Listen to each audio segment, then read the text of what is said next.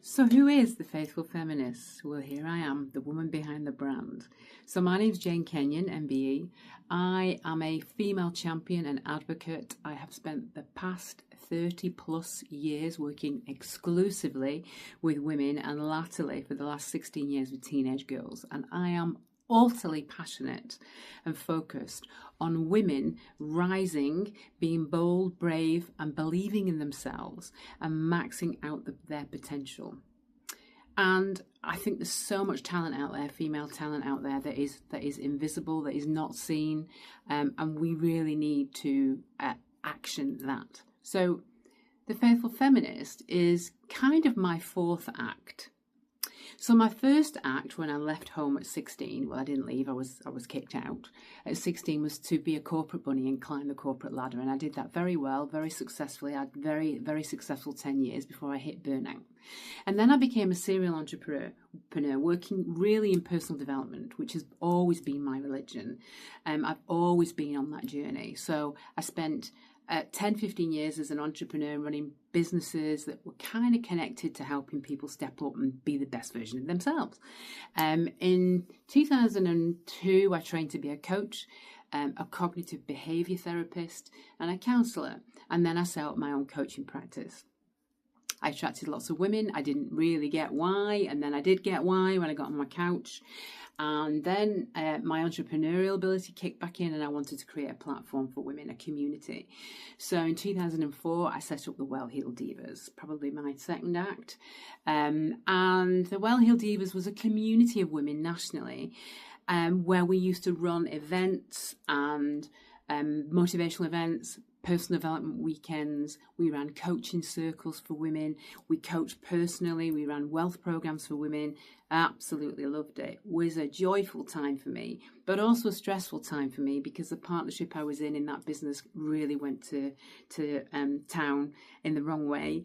We had a really big falling out. It was a really difficult split, but I kept the brand and I carried on. And in around 2007-8, I started to get antsy about teenage girls. I could see some of the stats coming out of school that weren't good. I could see girls' aspirations going under. I talked to a lot of women who I'd coached who asked me to coach their daughters. I then went into school as a speaker and I then started speaking at youth conferences. Long story short, in 2009, I piloted a program in a school in Blackpool for 12 girls. It was a baptism of fire for me. It was an amazing experience. It was not without challenges, I can assure you. These girls were very troubled, very vulnerable. I was dealing with things I'd never dealt with before as a coach. But I recognised that I had a gift for rapport.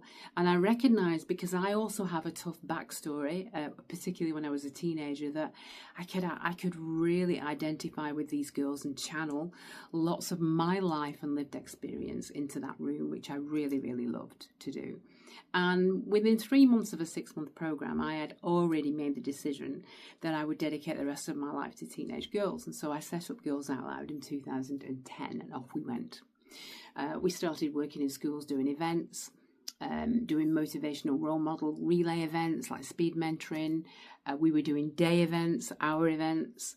And then 2 years into that journey, because I'd banked the program that I'd done because I knew it was tough, 2 years into that journey, I recognised there was a space for girls that were in the middle and they weren't really getting any support in school and they were a little bit invisible and they were flying under the radar and just cruising, and I felt there was so much potential in the middle that we were missing out on.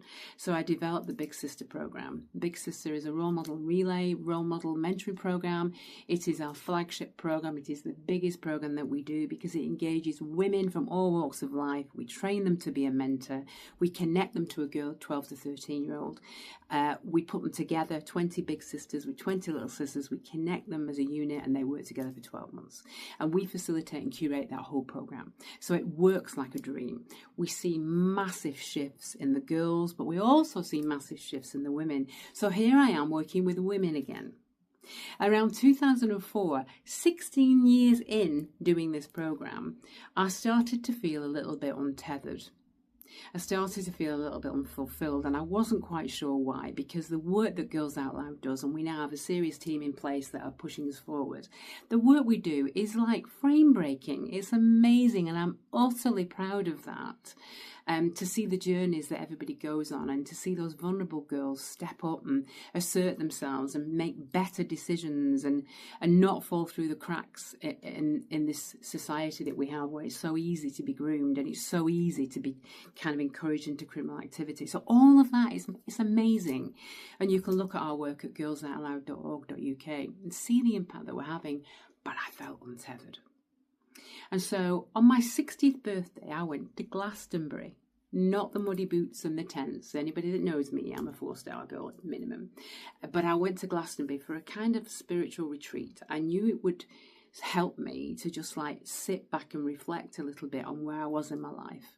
And it did exactly that. 3 days later, I came back and I knew I needed to work with women again, because I recognise that women is my sole purpose.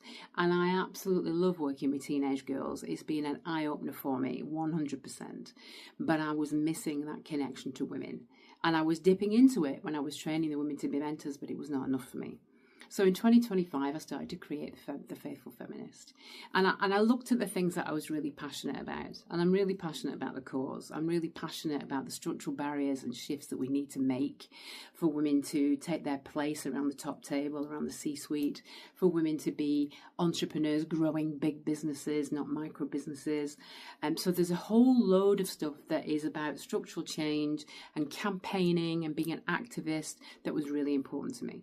The second thing that was important to me is being faithful to the Sisterhood.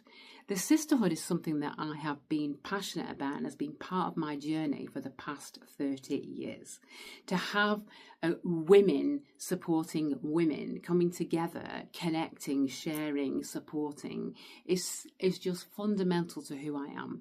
And so I wanted to be able to be faithful to that. And the third thing I wanted to be faithful for is to the divine feminine. Now, this has been a real journey for me. You know, I've shifted from when I was a well-heeled diva, when I used to dress in all red and black with my red lipstick and talk about why we needed to push forward and do this and do that and do the other. And I was very red. I was very task. I was also very female when I did the workshops, but I think that I was a bit, full on, because I needed to be at that time in my life.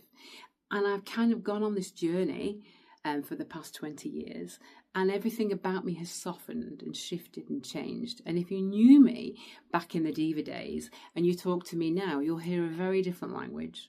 You'll see me operating from a very different space. You'll see me dressing in very different colours. You'll see a very different person, having lost half my body weight plus. I am completely different. I am still connected to that feminine and that female equity, but I come at it from my soft power now. And I teach other women what that means, because most of us have lost ourselves in male-coded environments, in male-coded energy-driven environments. And a lot of us have taken on way too much male energy to get on and up. And I absolutely get that, because I've done it myself. But it's not where we live. It's not where our real power is. Our real power comes from our divine feminine. And so I now do programs around that, talk to women about that, speak at events about that. The Superwoman book that I wrote 12 years ago is all about that. So that's who I am. I am the faithful feminist.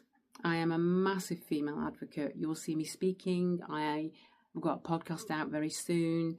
I am all about the cause, the sisterhood, and the divine feminine. And I do hope that you will join in with some of the things that I am doing, because if you're female, you need to be in this lane.